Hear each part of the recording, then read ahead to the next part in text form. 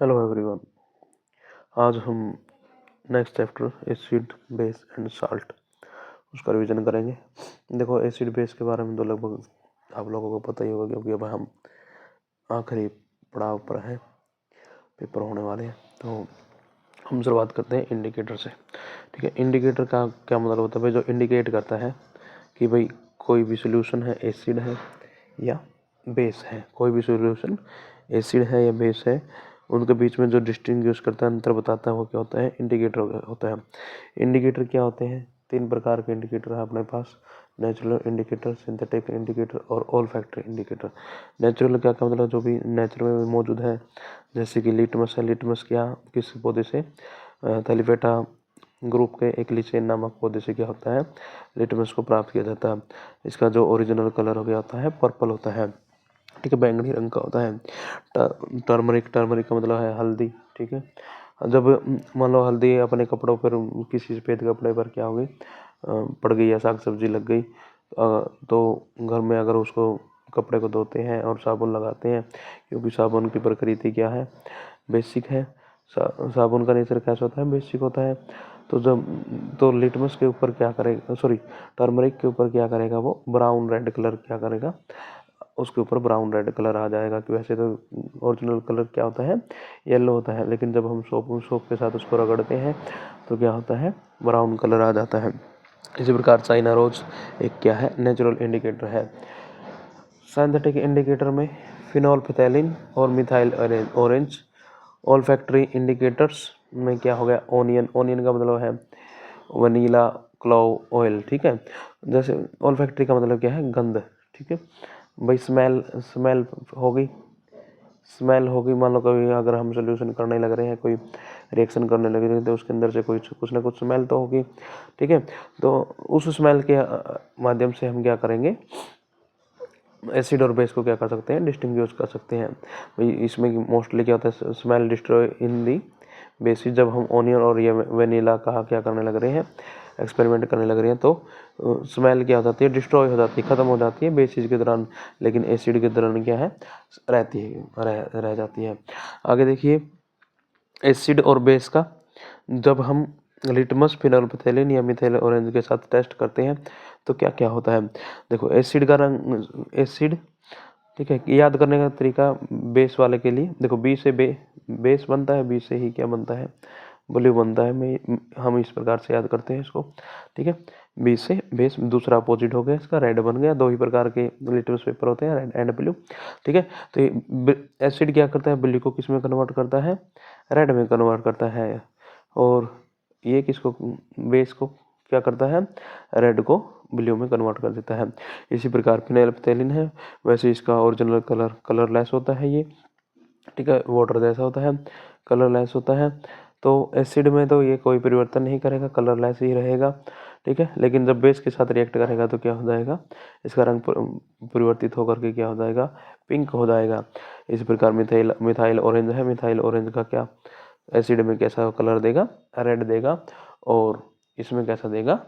Yellow देगा। ठीक है, अब हम पढ़ रहे हैं भाई reaction of acid and base with metal. ठीक है, तो मेटल्स क्या होते हैं भाई? जो क्या करती हैं? मेटल्स के बारे में आपको पता होना चाहिए।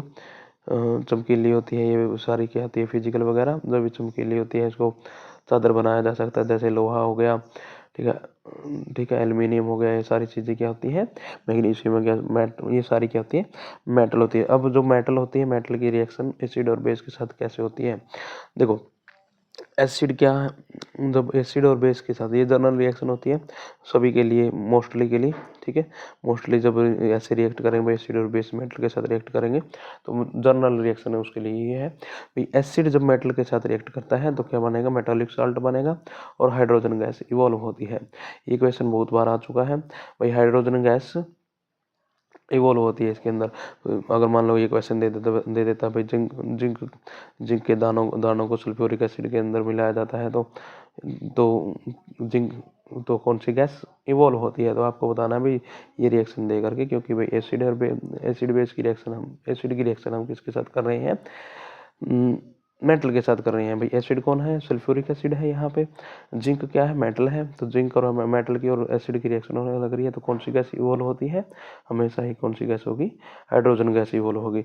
और हाइड्रोजन गैस को टेस्ट करने का तरीका क्या होता है भाई? मोमबत्ती को, जलती हुई मोमबत्ती इसके पास लेके आएंगे तो पॉप साउंड आएगी। क्या आएगी? पॉप साउंड आएगी। ठीक है।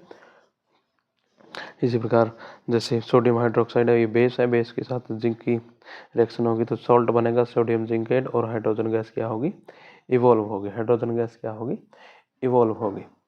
Reaction of acid with metal carbonate. Metal carbonate, carbonate क्या होता है? CO3 2 negative, by carbonate HCO3 negative.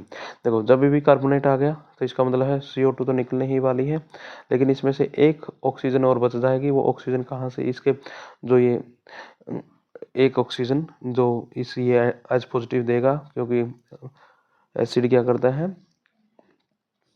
H positive देता है।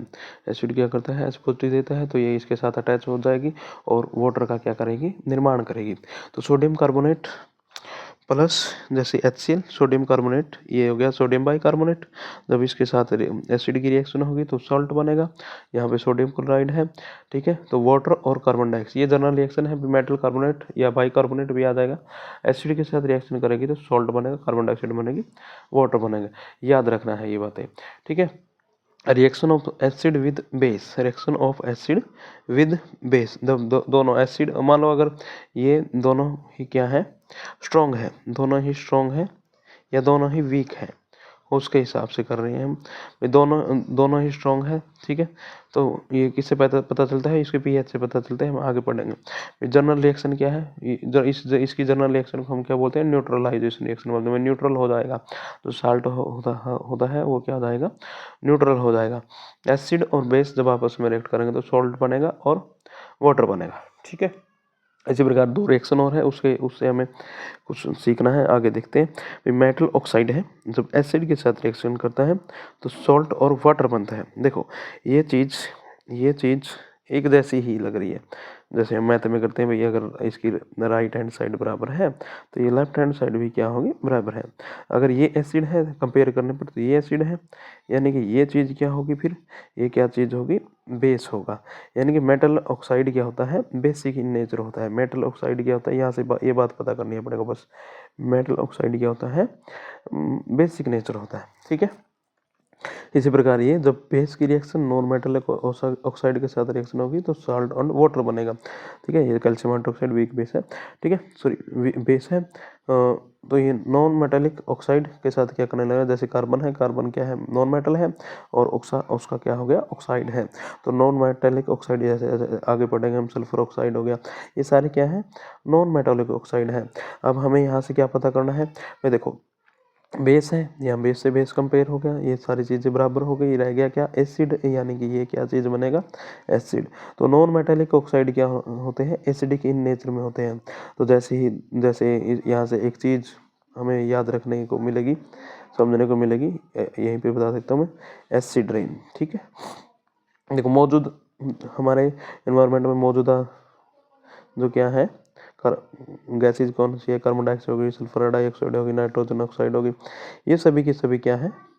ये सभी की सभी क्या है? नॉन मेटालिक ऑक्साइड है। नॉन मेटालिक ऑक्साइड है तो यानी कि ये क्या होंगे? एसिडिक इन नेचर हो गए। तो जब भी बारिश में के अंदर ये सभी मिल जाएंगे तो कौन सी बारिश होगी?